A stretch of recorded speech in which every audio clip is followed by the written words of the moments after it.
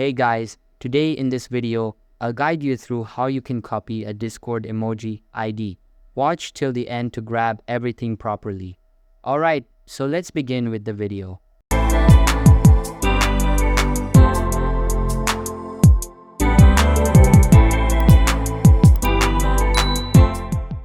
First things first, open the Discord application on your mobile device and make sure it is updated to the latest version available.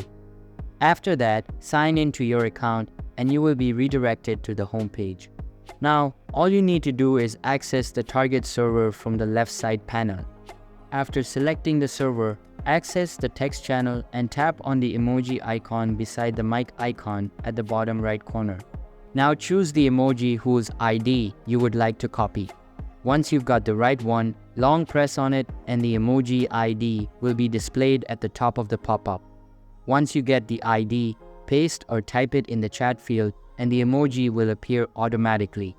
You can do the same thing with every other emoji on Discord. Simply long press on it, get the emoji ID, and then send the emoji ID in the messages. So that's basically how you can copy a Discord emoji ID. So that's all for this video.